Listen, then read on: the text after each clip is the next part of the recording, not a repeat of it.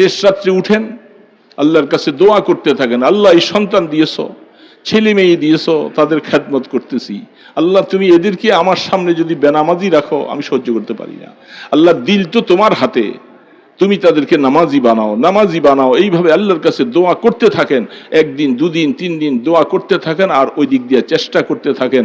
আল্লাহ পাকের ফয়সালা, হেদায়েত তার ভাগ্য থাকলে হেদায়েত পেয়ে যাবে ইনশাআল্লাহ। এই জন্য চেষ্টা করবো তো ইনশাআল্লাহ। দোস্ত, ঘরকে ঠিক করা লাগবে।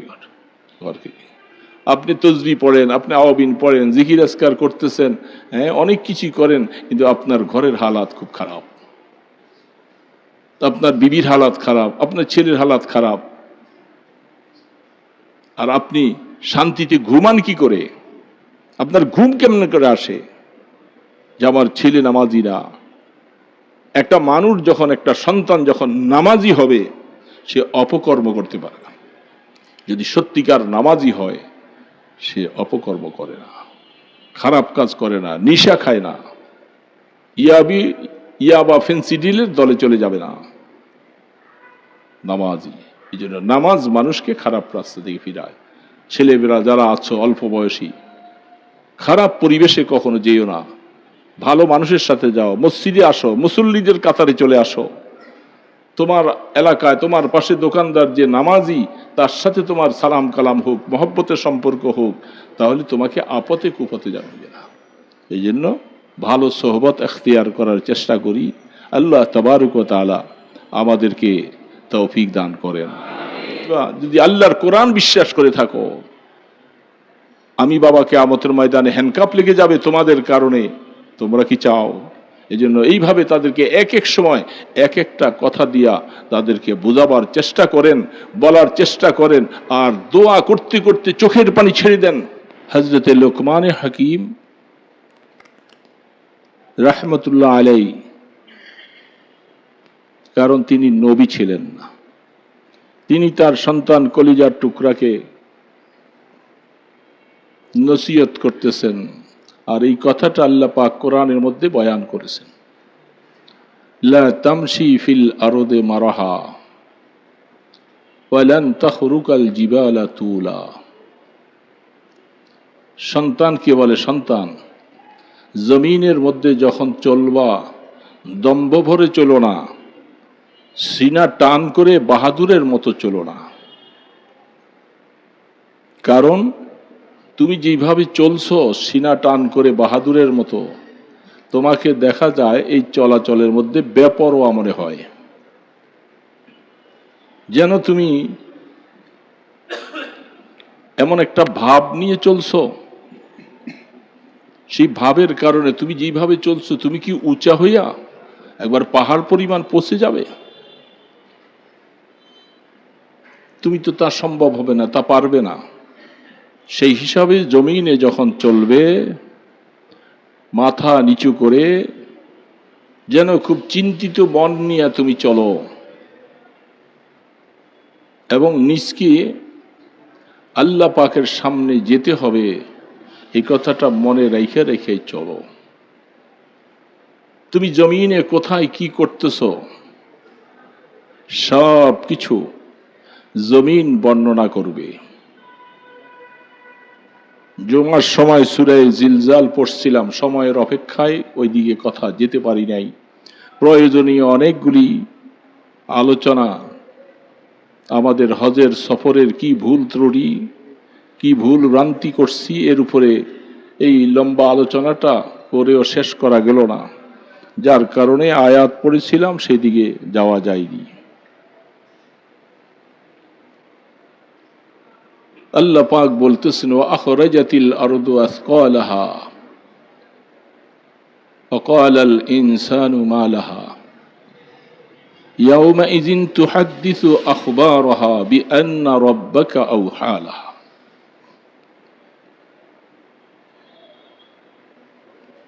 এই সূরা যখন নাজিল হয়, আল্লাহ রসুল বলছেন, শোনো, এই সূরাটা কোরআন শরীফের অর্ধেকের সমান। তার মানে অর্ধেক কোরআন শরীফ পড়লে যে সওয়াব, তুমি এই সূরাটা একবার পড়লে তোমার আমলনামায় তত সওয়াব।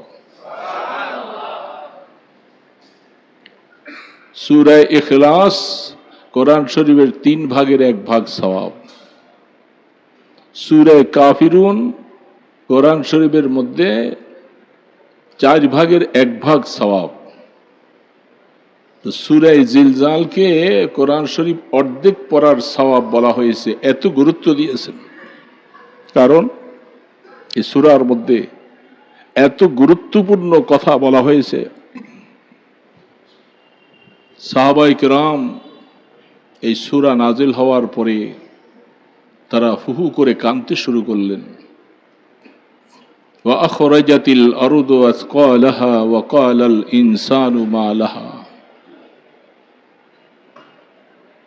ইয়াওমাইযিন তুহাদ্দিসু আখবারাহা। সেদিন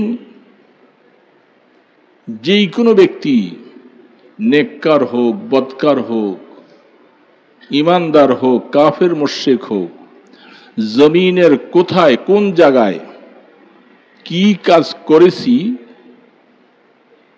কিয়ামতের ময়দানে জমিনটা সব কিছু বয়ান করবে। বাঁচার উপায় কোরআন বলছেন বিআন্না রাব্বাকা আওহা লাহা। যেহেতু আল্লাহ পাক জমিনকে আদেশ করবে জমিন, অথচ ফেরেশতার লেখা, আল্লাহ পাক নিজের দেখা, এবং হাত কথা বলবে, হাত কথা বলবে, পা সাক্ষী হবে, তারপরে আবার জমিনকেও লাগাইয়ে রাখছেন। কি আজীব কথা! জমিন ছাড়া কোনো মানুষ তার জীবন কাটাইতে পারবে না। জমিনের কোথায়, কোন ঘরে, কোন জায়গায়, কোন দোকানে সে কি ভালো আমল করেছে, সে কি গুনার কাজ করেছে, সব কিছু জমিন ট্যাপ রেকর্ডের মতো বয়ান করে দিবে। কিভাবে বাঁচব? সেখানে যুবক নাই, বৃদ্ধ নাই, সবার বর্ণনা হতে থাকবে।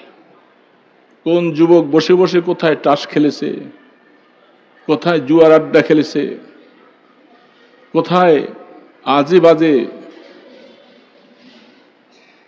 মন মানসিকতা নিয়ে বসে বসে মোবাইল করেছে, কোন মেয়ের সাথে তার বাজে কথা হয়েছে, কোথায় সে জেনার রাস্তায় চলে গেছে, কোথায় নিশার রাস্তায় চলে গেছে। একটা কথাও, একটা কাজও বাদ পড়বে না। আল্লাহ পাকের কোরআন সত্য তো? কি বলেন আপনারা? এই কথাটা যখন সাহাবায়ে কেরামদের মনে আইসা গেছে, আহা, যারা গুনাহ করে না, যারা আল্লাহ রসুলের দরবারে সব সময় থাকে, রসুলের পিছনে নামাজ পড়েন, বুঝেন তো তাদের ইমানের পাওয়ার কত, তাদের ইমানের পাওয়ার কত। এই জন্য হাদিসে বর্ণনা পাওয়া যায় সাহাবায়ে কেরাম সকলেই জান্নাতি। ছোট বড় যত সাহাবী আছেন সবাই জান্নাতি। তারপরেও ভাগ ভাগ করে স্টার মার্ক দিয়ে ভাগ করেছেন। 10 জন জান্নাতের সার্টিফিকেট দুনিয়ার থেকেই পেয়ে গেছেন। 313 জন বদরি সাহাবী সব জান্নাতি। এই জন্য সাহাবায়ে কেরাম সব জান্নাতি, বেহেশতিওয়ালা। তারা এই আয়াত নাজিল হওয়ার পরে শরীর শিউরিয়ে গেছে। জমিনের মধ্যে চলতেছি, হাঁটতেছি, কোথায় কি অন্যায় গুনাহ করেছি, কোথায় কোন পাপের কথা বলে ফেলছি, কিয়ামতের ময়দানে সব প্রকাশ হয়ে যাবে। কিভাবে বাঁচবো সব প্রকাশ হয়ে যাবে। বিআন্না রাব্বাকা আওহা লাহা। এই কথা যদি আমার মনে থাকে, তাহলে আমার চাল চলন, আমার কথা, আমার ভাবভঙ্গিমা কিরকম হবে? আমার মধ্যে অহংকারী ভাব তো আসা দূরের কথা, আমি নিজকে মনে করব যে আমি মৃত্যুর দুয়ারে চলে যাচ্ছি, আমি একজন মৃত্যু মানুষ। আমি কাউকে ধোঁকা দেওয়া তো প্রশ্নই আসে না, কাহাকে ফাঁকি দেওয়া সম্ভব না, মিথ্যা কথা বলা সম্ভব না, মানুষের হক নষ্ট করা সম্ভব না। ব্যবসা করতেছি, কত মানুষের হক আমার কাছে, আমি তাদের হক দিচ্ছি না। কত ভাবে শটতামি করে করে জীবনটা কাটাচ্ছি, অফিস আদালতে বসছি, কলমের খোঁচা দিয়া কত কিছু করছি। এই কাজটা এই লোকটা হক পাও না, তাকে গড়িমসি করি আজ না কাল, কাল না পরশু, এইভাবে করতে করতে কাল ক্ষেপণ করতে করতে অনেক দিন। তার মানে হলো তুমি আমার সাথে টেবিলের নিচের মোয়ামেলা করো, তোমার কাজ সহজে হয়ে যাবে। আছে না নাই? সব কিছু কিয়ামতের ময়দানে জমিন প্রকাশ করে ফেলবে। সেদিন এই প্রকাশের সময় আল্লাহু আকবার, কি প্রকাশ করবে এটা আমারটা আমি বুঝতেছি, আপনারটা আপনি বুঝেন। যে আমার জীবনের কালচার, জীবনের কীর্তিকলাপগুলি কারো কিছু মনে না থাকলেও প্রত্যেকেরটা প্রত্যেকের মনে আছে, অনেকগুলি। কি বলেন, আছে না নাই? কোথায় ধোঁকা দিছি, কোথায় গুনাহ করেছি, কোথায় কার হক নষ্ট করেছি, কোথায় দাঁড়াই দাঁড়াইয়া কি করেছি, সব কিছু মনে আছে। দোস্ত, এই বাড়ি গাড়ি, এই ফিটফাট যা কিছু দেখতেছি, এগুলি সব ধূলিসাৎ হয়ে যাবে, ধূলিসাৎ হয়ে যাবে। যদি অন্যায়ভাবে এই বাড়ি গাড়ি করে থাকি, পাকড়াও হয়ে যাবে। অন্যায়ভাবে যদি এই সমস্ত করে থাকি, আহা, কত মস্তান সেজে বসে আছে। সেই মস্তানের ভয়ে আপনি কোনোভাবে না ব্যবসা চালাইতে পারতেছেন, না ঘর বাড়ি করতে পারতেছেন। মস্তানকে আগে নজরানা দিয়ে কাজ করতে হবে। সে মস্তান সাহেবের যে কত টাকা দরকার, এই সমস্ত মস্তানি যদি আপনি টাকা না দেন, আপনি ঘর করতে পারবেন না, বিল্ডিং করতে পারবেন না, ব্যবসা প্রতিষ্ঠান চালাইতে পারবেন না। এখন তাকে দেখলে টাকা তো দিতে হয়, তারপরে আবার সালাম দিতে হয়। উকরিমার রাজুল মাখাফাতা শাররিহি, আল্লাহ রসুল বলছেন একটা সালাম হলো জালেমের অত্যাচারের ভয়ে তাকে সালাম দেয়, এটা কিয়ামতের আলামত। তো সেই অবস্থা চলছে। তো ওনার সম্পর্কে মনে হয় জমিন কথাগুলি গোপন রাখবে। হ্যাঁ, তো এই কথা তো ওনার কানে পৌঁছানোর কোনো সুযোগ নেই। কিংবা পৌঁছাবো? কারণ উনি তো ঠিক মতো নামাজও পড়ে না। অনেক বড় বড় যারা পয়সাওয়ালা, জামার আস্তিন নাড়াইয়া নাড়াইয়া চলে, কলার ঝাড়া দিয়া চলে, তারা কোনো সময় মসজিদেও ঠিক মতো আসে না, জুমার নামাজও পড়ে না, দ্বীনি আলোচনা শোনা তো দূরের কথা। এই যে যারা আলোচনার মজলিসে বসছে, তাকাইয়া দেখেন সবাই আমরা সাধারণ মানুষ। ম্যাক্সিমাম আমাদের মধ্যে এমন বড় করো হাজার হাজার কোটি টাকা এমনওয়ালা নাই আমার মনে হয় এখানে একজন। তার মানে হলো আমরা নর্মাল ভাবে জীবন যাপনটা করতেছি। আর যারা ওই ধরনের, তারা আলোচনার মজলিসে নাই, জুমার দিনেও মসজিদে আসে না, আসলেও কোনো রকম খুতবা শেষ হয়ে যায়, ইমাম সাহেব নামাজ পড়ার সময় আসে, আইসা আবার চলে যায়। আর বিভিন্ন জায়গায় যারা আছে বড় বড় সেটওয়ালা, ইমাম সাহেব তো ঘড়ির টাইম দেখে 1 মিনিট বেশি হলে ইমাম সাহেব তাড়াতাড়ি দাঁড়ান, তাড়াতাড়ি দাঁড়ান, আলোচনা বন্ধ করেন। তো বেচারা তো চাকরির ভয়ে কোন রকম কিছু কথা বলে, আর ঘড়ির টাইমটা বারবার দেখে, একটু বেশি হলেই গলা শুকাইয়া যায়। তো এদেরকে কোরআনের এই কথা শোনাবে কেমনে? তো না শোনালে হেদায়েত পাবে কিভাবে? হেদায়েত পাওয়ার জন্য তো শোনা শর্ত, শোনা শর্ত। এই জন্য যারা আমরা দ্বীনি কথা শোনার সুযোগ পাইছি, পরিবেশ পাইছি, আল্লাহ আমাকে সুযোগ করে দিয়েছেন, এদের শুকর আদায় করা দরকার। দ্বীনের কথা না শুনলে আপনি যত বড় পণ্ডিত হন না কেন, দ্বীনের পরিবর্তন আসে না, কলবের পরিবর্তন আসে না। আপনাকে দ্বীনি কথা শুনতে বলা হয়েছে, দ্বীনি মজলিসে যাইতে বলা হয়েছে। নিজেকে সবসময় একেবারে মনে করো না যে আমি সবকিছু দিক দিয়ে একেবারে পারদর্শী, এটা মনে করো না। দ্বীনি কথা শোনো, দ্বীনের দিকে মহতাজ হয়ে থাকি। এই জন্য বলতেছিলাম বিআন্না রাব্বাকা আওহা লাহা। এই কথাটা সামনে থাকলে জমিন সব কিছু প্রকাশ করবে। তাহলে সুযোগ দিয়ে দেওয়া হয়েছে, যদি আমি আল্লাহ পাকের হক নষ্ট করে থাকি, আমাকে অতি তাড়াতাড়ি সূক্ষ্মভাবে তওবায়ে নসুহা, একই নিরিবিলি বসে বসে আল্লাহ পাকের কাছে খাঁটি তওবা, যে আল্লাহ কিয়ামতের ময়দানে তো জমিন সব প্রকাশ করে দিবে, আল্লাহ রাব্বুল আলামিনকে তওবা করে যদি আমি আমার গুনাহগুলোকে মাফ করাইতে পারি, এটাও কিয়ামতের ময়দানে পরিষ্কার দেখা যাবে যে আমি গুনাহ করেছিলাম, মাফ চাইছি, আল্লাহ মাফ করে দিয়েছেন, এটাও পরিষ্কার চলে আসবে।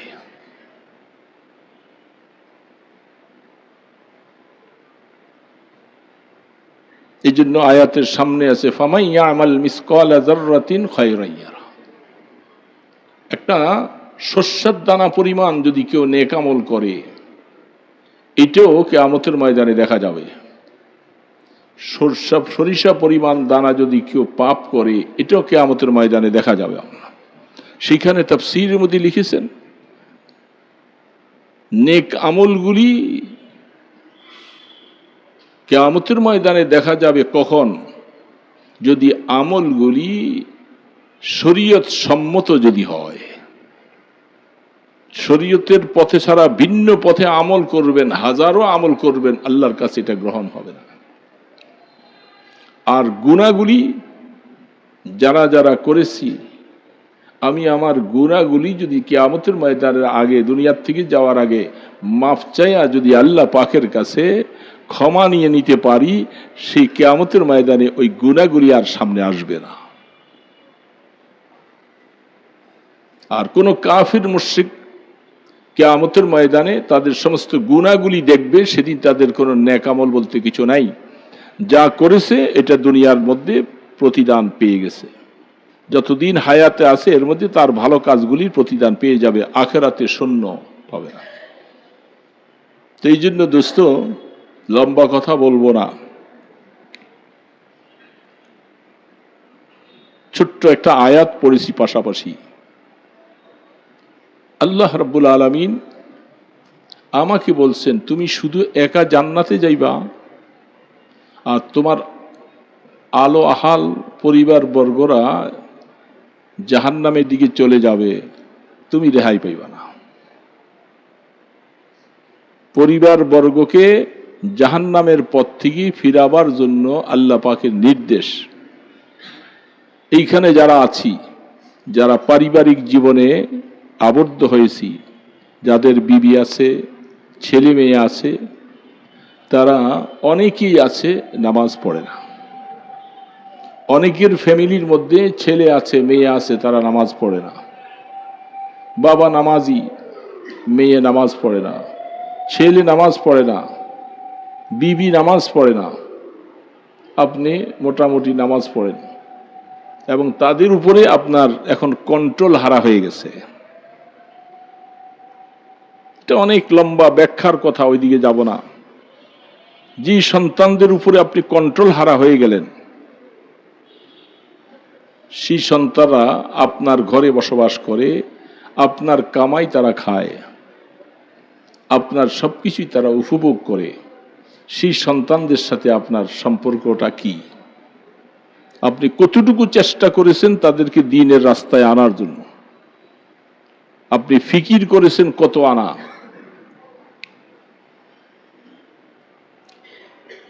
তাদেরকে পিটাইতে বলতেছি না, বিবিকে তালাক দিয়ে দিতে বলছি না। আমি বলতেছি যে আপনি তাদেরকে নামাজি বানাবার জন্য, আপনার ছেলেকে নামাজি বানাবার জন্য, মেয়েকে নামাজি বানাবার জন্য আপনার আগ্রহ কত আনা ছিল, এটা দেখার বিষয়। আপনি কতটা চেষ্টা করেছেন?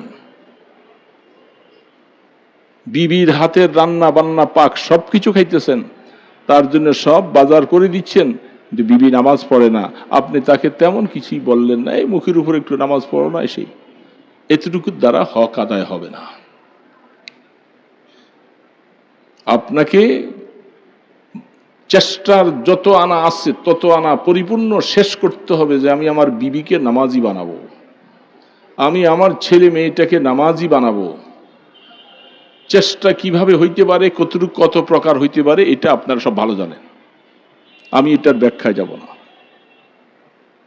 যদি সাধ্য অনুসারে চেষ্টা করার পরে আপনার বিবি দ্বীনের পথে আসলো না, আপনার ছেলে মেয়েরা দ্বীনের পথে আসলো না, কিয়ামতের ময়দানে এইটাও আল্লাহ পাকের কাছে পরিষ্কার হয়ে যাবে যে বাবা এই সন্তানদেরকে, তার পরিবারকে দ্বীনের দিকে আনার জন্য কত আনা চেষ্টা করেছে, এটাও আল্লাহর কাছে স্পষ্ট পরিষ্কার হবে।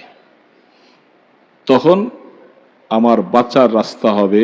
যদি আমার সেই অনুযায়ী চেষ্টা না হয়, আমি তাদের সাথে আলুথালু করে কোন রকম করে জড়মিল মিলাইয়া আছি, তাদের বাড়ি, তাদের গাড়ি, তাদের সবকিছুই ব্যবহার করতেছি, খাইয়াটে আরামে আছি, আমার কাছে তেমন কোনো ফিকির নাই, তাহলে কিয়ামতের ময়দানে আপনাকে পানিশমেন্ট ভোগ করতে হবে। দোস্ত, মনে রাখার বিষয়, ছেলের কামাই দিয়ে গেল বাড়ি হচ্ছে, সবকিছু হইতেছে, আরাম আয়েসে সবকিছু করতেছ, খুশি কি? ছেলে সুদের চাকরি করে, ছেলে হারাম কামাই করে, আপনি বাবা খুশি সন্তুষ্ট, সে হারামের বাড়ির বিল্ডিং এর মধ্যে বসবাস করেন, আপনার মধ্যে আনন্দ আছে, আমার ছেলে 10 তলার মালিক, 5 তলার মালিক, কিন্তু হারাম কামাই করে সেই তালা বানাইছে, আপনি সেখানে ওই ঘরের মধ্যে বসে আপনি নামাজ পড়বেন, নামাজ হবে না আপনার। এই জন্য সাধারণ কথা নয়, ব্যাপারটা অনেক বুঝের কথা। দোস্ত, এই জীবন তো জীবন নয়, জীবন তো আরো আছে। হারামের দ্বারা লালিত পালিত আমার রক্ত মাংস কাপড় চোপড় সবকিছু আমি দোয়া করতে করতে বুক ফাটাইয়া ফেললো। আল্লাহ পাক বলতেছেন, আন্না ইস্তাজাবু দাওয়া, তোমার দোয়া আসমানে পৌঁছবে না, কারণ আমি আল্লাহ পুত পবিত্র, আমি অপবিত্র দোয়া গ্রহণ করি না। কথাগুলি খুব খারাপ লাগতেছে, তাই না? কিরে বাবা? কারণ এই কথাগুলি বললে অনেকের কাছে খারাপ লাগে। এত শক্ত কথা? এটা শক্ত কথা নয়, এটি বাস্তব কথা, এটা আমার কথা নয়, আল্লাহ রসুলের কথা, হাদিসের কথা। হারাম কামাই করে তুমি বহুত কিছু করবা, তুমি নামাজ পড়ে সেজদা দিবা, আমাকে ডাকবা, আমি আল্লাহ পাক তোমার ডাক ফিরিয়ে দিব। যেমনটা হারাম কামাই করে নিয়ে ওমরা করতে গেছেন, হজে গেছেন, হারাম টাকা দিয়ে যাচ্ছেন আর লাব্বাইক পড়তেছেন এহরাম পরে, খোদার কসম খাইয়া বলতেছি, হাদিসের মধ্যে আছে, আল্লাহ রসুল বলেন, ফেরেশতারা বলে দেয়, লা লাব্বাইক ওয়ালা সাদাইক, লা লাব্বাইক ওয়ালা সাদাইক, তোমার জন্য তোমার লাব্বাইক আমার কাছে কবুল না, কবুল না, কবুল। তাহলে এই কষ্ট কেন করব? এই সফরের কষ্টটা আমি কেন করব? আমি হালাল পয়সা দিয়া পারলে করব, না পারলে নাই। হারাম দিয়ে হজে যাব আর লাব্বাইক পড়ব? আল্লাহ পাক বলতেছে, তুমি হাজিরা, আমি হাজির হাজির বলে ডাকতেছো, আল্লাহ বলে, এই তোর হাজিরা আমার কাছে গ্রহণযোগ্য নয়, বের হয়ে যায় এখান থেকে। এই জন্য দোস্ত, অনেক কিছুই তো দেখতেছি আমরা দুনিয়ায়, আমাদের আশপাশে কত কিছু রমরমাট, অনেক কিছু দেখতেছি, সব হারাম কামাইয়ের উপরে, হারাম কামাইয়ের উপরে। এত রমরমাট, এত কিছু, মনে রাখবা সময় মতো আল্লাহ পাক ছেড়ে দিবেন না। হারাম কামাই করেছ, মানুষের হক নষ্ট করে, কোটি কোটি টাকা মানুষের টাকা মাইরা আত্মসাৎ করে দেশের বাহিরে চলে গেছ, আছে না এরকম অবস্থা? কত মানুষ, কত ব্যবসায়ী, কত মানুষের টাকা নিয়ে নিয়ে মাইরা দেশের বাইরে চলে গেছে। এই পয়সা দিয়া ছেলে মেয়েদেরকে পালতেছ, বউ বেটি পালতেছ, গাড়ি হাঁকাইয়া চলতেছ, খোদার কসম তোমার জন্য জাহান্নামের আগুন অপেক্ষা করতেছে। মনে রাখবা, জাহান্নামের আগুন অপেক্ষা করতেছে তোমার জন্য। এই টাকাগুলি আগুন হয়ে, সাপ হয়ে তোমাকে কামড়াবে সেদিন। তুমি মুসলমান দাবি করতেছ, তোমার মুসলমানি দাবিটাও প্রত্যাখ্যান হয়ে যাবে। মুসলমান মনে রাখা লাগবে। এই জন্য সন্তানদেরকে মানুষ বানাবার জন্য আমাদের দেশে এখন কি বলে, লেখাপড়া করাইয়া বড় শিক্ষিত করাইলে বলে যে সন্তান মানুষ বানাইছি। এটা না এখন আমাদের এই সমাজে, সন্তানটাকে মানুষের মতো মানুষ বানাইছি। অনেক বড় ডক্টরেট ডিগ্রি লয়েছে, অনেক কিছু, বিদেশে বিশাল বিশাল চাকরি করে, প্লাট নিয়ে আসে, অনেক বড় ডিগ্রি, কিন্তু সেই সন্তান নামাজি না। এই সন্তানকে আপনি মানুষ বানান নাই, এই সন্তানটাকে হাইওয়ান জানোয়ার বানাইছেন, মানুষ বানান নাই তাকে। কত খুশিতে বলে আমি এবার সন্তানকে কষ্ট করে টাকা পয়সা খরচ করে মানুষের মতো মানুষ বানাইছি। আমি বললাম যে তাকে পশুর মতো পশু বানাইছ, মানুষ নয় সে। যে মুসলমান দাবিদার নামাজ পড়লো না, আল্লাহ পাক বলছে আমার সাথে তোমার কোনো সম্পর্ক নাই, সম্পর্ক নাই, কোনো সম্পর্ক নাই। তুমি যে আমার গোলাম, তুমি যে আমার উপরে ঈমান আনছো, এটার বহিঃপ্রকাশ করার জন্য আমি সবচেয়ে বড় উত্তম ইবাদত দিয়েছি, তোমার মাথাটা আমার সামনে ঝুঁকাইয়া দাও, তখন আমি বুঝবো যে তুমি আমার বন্দিগি স্বীকার করেছো, আমার গোলামি স্বীকার করেছো। তুমি মাথাটা নত করে দাও। কোনো মানুষের কাছে অপরাধী হয়ে অনেক সময় মাপ চাইতে চাইতে যেয়ে যখন দেখা যায় একের পায়ের মধ্যে পড়ে যায়, তখন বলে যে সে অপরাধ স্বীকার করেছে। দুনিয়ার মধ্যে এটা সিস্টেমটা। আর আল্লাহ পাক বলে তুমি পারলা না তোমার এই মাথাটা আমার সামনে নত করতে, তুমি কি আমার বন্দিগি স্বীকার করলা, কি কলেমা পড়েছো তুমি, তুমি আমাকে আল্লাহ বলে স্বীকার করলা। আমি তো এই আমাকে আল্লাহ বলে স্বীকার করার সবচেয়ে বড় উপাদান, সবচেয়ে বড় জিনিসটুকু দিয়েছি নামাজ। এটাই তুমি আমার ইমানদার আর কাফেরের মধ্যে পার্থক্য। কাফেররা আমাকে সেজদা করে না, আর ইমানদার আমাকে সেজদা ছাড়া থাকতে পারে না। এটা হলো পার্থক্য। এই জন্য দোস্ত, আপনার ছেলে আপনার মেয়ে বিশাল ডক্টরেট ডিগ্রি, অ্যাপার্সিয়ার ডিগ্রি, ইঞ্জিনিয়ার ডিগ্রি, অনেক কিছু বানাইছে। একজন বলতেছে বিমানের ক্রু হয়েছে, আরেকজন বিমানের পাইলট হয়েছে, অনেক বড়, মাসে বেতন পায় 5 লাখ 10 লাখ টাকা, খুশিতে বাগবাগ। এক ওয়াক্ত নামাজ পড়ে দেখে নাই, এক ওয়াক্ত নামাজ পড়ে দেখে নাই। এই বাবা এর উপরে খুশি, এর উপরে সন্তুষ্ট। মনে রাখবেন, আপনি যে এর উপরে সন্তুষ্ট আছেন, পানিশমেন্ট আপনার বেলায় আসবে। তুমি সন্তুষ্ট থাকলা কি করে যে আমার দুশ্মন যে সে তোমার বন্ধু হয় কেমন করে, কেমন করে বন্ধু হয়। এই জন্য দোস্ত, ঘরকে সামলাতে হবে, ঘরকে সামলাইতে হবে। ঘরকে আপনি সামলাবার জন্য ফিকির করা লাগবে। হাত্তাল ইমকান, আপনার চেষ্টা যত প্রকার আছে তত প্রকার আপনি চেষ্টা করবেন। চেষ্টা করার পরে যখন আপনি নার্ভাস হয়ে গেলে আল্লাহ পারি না, দোয়া করতে থাকেন, দোয়া করতে থাকেন, চেষ্টাও করতে থাকেন। না পারলে আল্লাহ পাকের পাকড়াও থেকে বাঁচবেন, নতুবা বাঁচতে পারবেন না। এই জন্য সন্তানদেরকে আল্লাহ রসুল যে 7 বছর বয়সে তাকে নামাজি হতে বলছে, 10 বছর বয়সে তাকে 2-1টা বেত লাগাইয়া হইল নামাজি বানাও, তার মানে তাকে অভ্যাস করো, সে যেন বালেগ হওয়ার সাথে সাথে পরিপূর্ণ নামাজি হয়ে যায়। এই জন্য দোস্ত, সন্তানদেরকে ভালো বানাবার জন্য আল্লাহ পাক আয়াত বলছেন, রব্বানা হাবলানা মিন আজওয়াজিনা ওয়া যুররিয়াতিনা কুররাতা আয়ুন ওয়াজআলনা লিল মুত্তাকিনা ইমামা। আল্লাহ পাক বলতেছেন, বান্দা দোয়া করতে থাকো, দোয়ার হাত সম্প্রসারিত করো আমার কাছে। কি বলে? আল্লাহ আমার বিবি, আমার এই সন্তানগুলোকে তুমি দিনদার বানাও, নামাজি বানাও, মুত্তাকি বানাও, হালাল খানেওয়ালা বানাও। বানাইয়া বানাইয়া এই সন্তানগুলাকে এমন আমলওয়ালা বানাইয়ে দাও, তার আমল দেখে, তার কাজ দেখে, তার কালচার দেখে আমার দিলটা খুশি হয়ে যায়, আমার খুশিতে দিলটার মধ্যে আলহামদুলিল্লাহ আসে।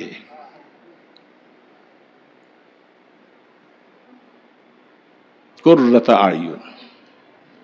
এবং এই সন্তানগুলি ওয়াজআলনা মিন লাদুনকা ওয়ালিয়্যা, এবং এই সন্তানগুলোকে কিয়ামতের ময়দানে আরো অনেক নেককারদেরকে নিয়ে যেন সে আল্লাহর জান্নাতে চলে যেতে পারে, ইনভাইট করে করে সামনে যাইতে পারে, এমন যোগ্যতা সম্পন্ন আমার সন্তান বানিয়ে দাও। এখন আমরা দোয়া করতেছি আমার ছেলেটা আর্মিতে চলে যায়, এই ছেলেটা এই হয়ে যায়, সেই হয়ে যাক, সবসময় দোয়া করি, ভালো কথা।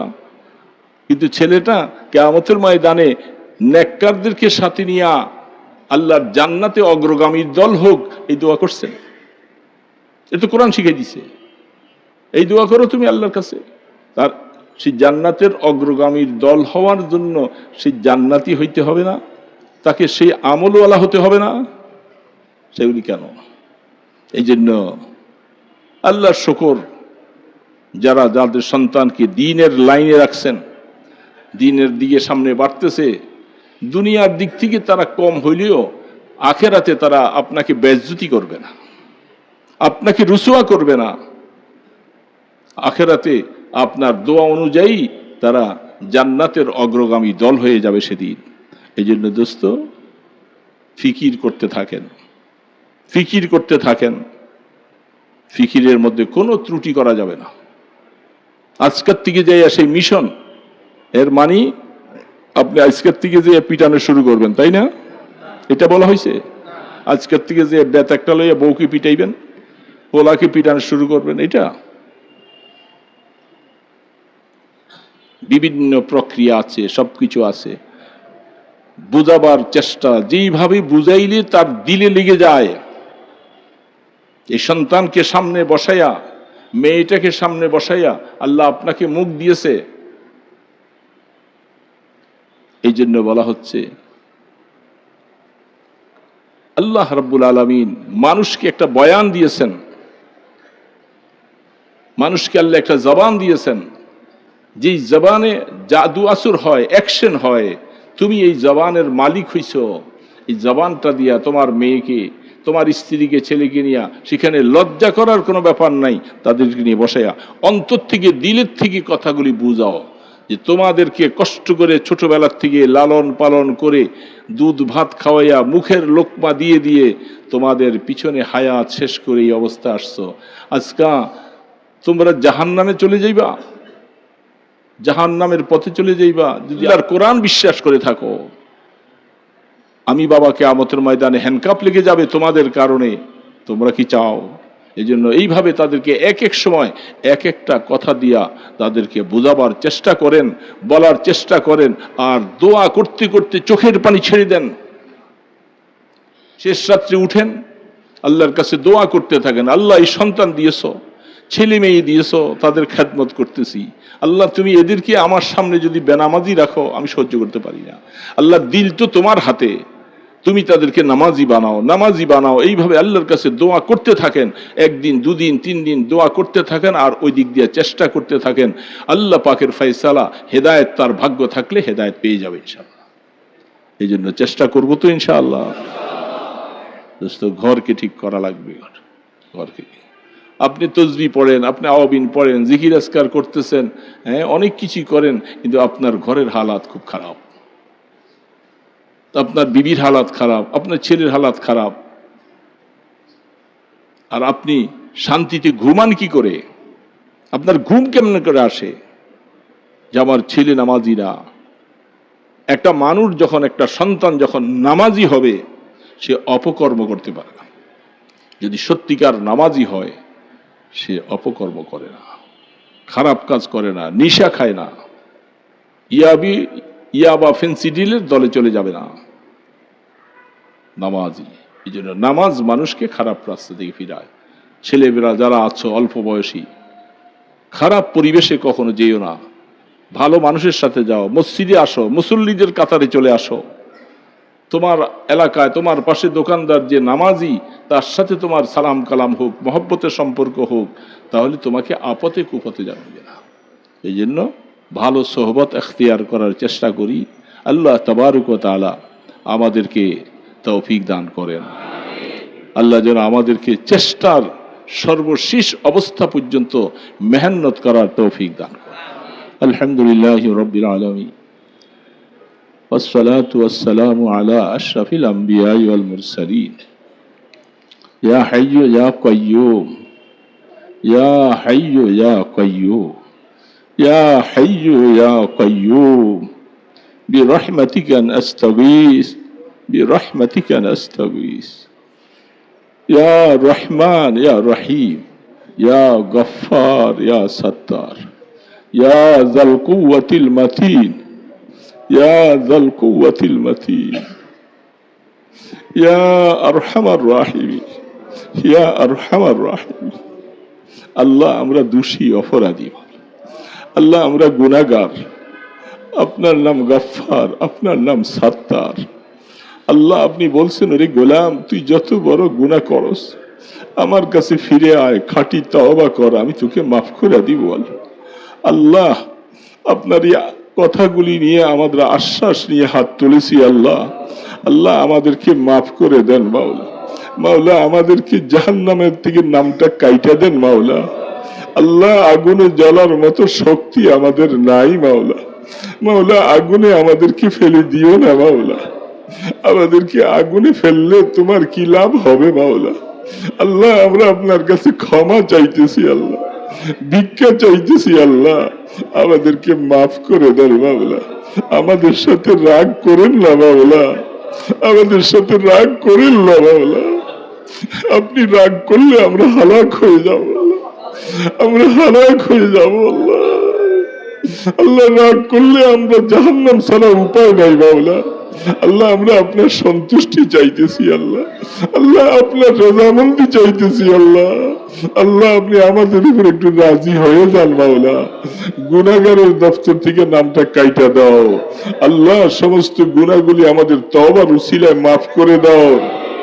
কিয়ামতের ময়দানে জমিন যেন আমাদের গুনাহগুলি প্রকাশ না করে। আল্লাহ আল্লাহ জীবনে কত অন্যায় করেছি মাওলা, নিজের কাছে গুলি মনে নাই খোদা। জমিন যেন আমাদের বিরুদ্ধে সেদিন আমাদের কথা প্রকাশ না করে। আল্লাহ ইয়াউমাইযিন তুহাদ্দিসু আখবারাহা, ইয়াউমাইযিন তুহাদ্দিসু আখবারাহা। আল্লাহ আল্লাহ আমাদের কথাগুলি সব মুছে দাও মাওলা। আমাদের আমলনামার থেকে গুনাহগুলি মুছে দাও। ও রহমান রহিম, ও দয়ালু খোদা মুছে দাও।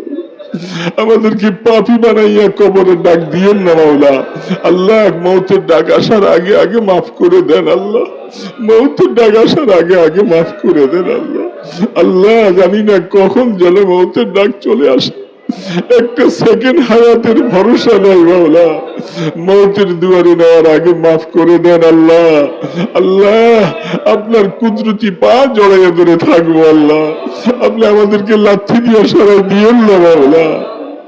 আল্লাহ আমরা আপনার রহমত ভিক্ষা চাই মাওলা। আল্লাহ কত মানুষকে আপনি মাফ করেছেন, আল্লাহ আমাদেরকে একটু মাফ করে দেন না মাওলা। আল্লাহ আমরা তো আপনার হাবিবের গুনাহগার উম্মত। আল্লাহ মদিনার নবীর খাতিরে আমাদেরকে মাফ করে দেন, আপনার বন্ধুর উসিলায় মাফ করে দেন। আল্লাহ আল্লাহ মদিনাওয়ালার কবর জিয়ারত করে আসছি মাওলা, একটা সপ্তাহ হয় নাই মাওলা। মদিনাওয়ালার দরবারে আমাদের সংবাদটুকু পৌঁছে দেন। আল্লাহ রহমতে আলমের দুয়ারে সংবাদগুলি পৌঁছে দেন। আল্লাহ এই গুনাহগাররা হাত তুলে কাঁদতেছে মাওলা। আল্লাহ তুমি সংবাদ মদিনায় পৌঁছে দাও, তোমার নবী যেন আমাদের জন্য একটু সুপারিশ করে। আল্লাহ আল্লাহ তোমার নবীর সুপারিশ তুমি কখনো ফিরাইয়া দিবে না। আল্লাহ আল্লাহ আমাদেরকে মদিনার আশিক বানাইয়া দাও। আল্লাহ মদিনা ওয়ালার আশিক বানাইয়া দাও। মদিনার নবীকে আমরা নিজেদের জীবনের কোরবানি করে কলার মালা বানাইতে পারি তৌফিক দাও। আল্লাহ আমাদের ছেলে মেয়েদেরকে নামাজি বানাও, আমাদের বিবি বাচ্চাদেরকে নামাজি বানাও। আল্লাহ আমাদের সন্তানগুলোকে রহমতের হাতে ধরে নাও। আল্লাহ নামাজি বানাও না আল্লাহ তাদেরকে।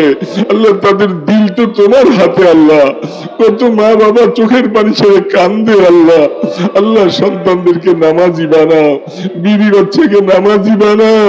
আল্লাহ দিনদার বানাও, তোমার রহমতের কদমের পায়ে সেজদা দেওয়ার তৌফিক দাও। ইয়া আল্লাহ আল্লাহ বেনামাজি সন্তানের বাবা আমাদেরকে বানাইও না মাওলা। আল্লাহ আমরা নামাজি সন্তানের বাবা হতে চাই আল্লাহ। আল্লাহ মেহেরবানি করে সমস্ত অসুস্থদেরকে শেফা দান করে দাও, আমাদেরকে সুস্থতার হায়াত দান করো আল্লাহ, সুস্থতার হায়াত দান করো আল্লাহ। সব সময় আপনার কাছে চানিওয়ালা বানিয়ে দেন আল্লাহ, আমাদের চক্ষুকে ঝর্ণা বানিয়ে দেন, আপনার কাছে কানবার মতো তৌফিক দিয়ে দেন, আমাদেরকে মক্কা মদিনা জিয়ারত করা নসিব করে দিও আল্লাহ। আল্লাহ সোনার মদিনায় গিয়ে সালাম দেওয়ার তৌফিক দিও আল্লাহ। আল্লাহ মাহরুম করে দিও না মাওলা, সোনার মদিনায় গিয়ে সালাম দেওয়ার তৌফিক দিও আল্লাহ। আল্লাহ রসুলের রওজা দেখতে মনে চায় আল্লাহ। আল্লাহ সবাইকে কবুল করে নাও, আমাদের আওলাদ ফরজন্দকে কবুল করো আল্লাহ, আমাদের বংশধরকে কবুল করে নাও ইয়া আল্লাহ। ইসলাহি মাহফিল কবুল করো, তোমার বান্দারা ইসলাহি মাহফিলে সহযোগিতা করেছেন আর করবে বলে ওয়াদা করেছে, তাদের কামাই রোজগারে বরকত দিয়া দাও আল্লাহ। যে যে কাজ করতেছে সমস্ত কাজে বরকত দিয়া দাও আল্লাহ। আল্লাহ আপনার কাছে আমরা দরখাস্তগুলি পেশ করলাম আল্লাহ, আপনি আমাদেরকে খালি হাতে ফিরাই দিয়েন না মাওলা। আল্লাহ আপনার রহমানুর রাহিম নামের কলঙ্ক হবে আল্লাহ। আল্লাহ আপনার দুয়ার থেকে কোনোদিন খালি হাতে আমরা ফিরি নাই মাওলা। আমরা আশা করতেছি আমাদের দোয়াগুলি আপনি কবুল করবেন ইয়া আল্লাহ। আল্লাহ দুরুদ সালামের হাদিয়া সোনার মদিনায় পৌঁছে দাও। আমাদের মুরব্বীরা যারা কবরে চলে গেছেন, মা বাবা দাদা দাদি ভাই বোন সবাইকে মাগফিরাত দিয়ে দাও। দোস্ত আহবাব যারা চলে গেছেন সবার কবরকে রহমতের কবর বানিয়ে দাও আল্লাহ। আল্লাহ আল্লাহ দয়া করে এই খানকাকে তুমি জিন্দা রাখিও আল্লাহ, মেহেরবানি করে কবুল করে নাও। সাল্লাল্লাহু তাআলা আলা খায়রি খালকিহি মুহাম্মাদিন ওয়া আলা আলিহি ওয়া আসহাবিহি আজমাইন বিরহমাতিকা ইয়া আরহামার রাহিমিন।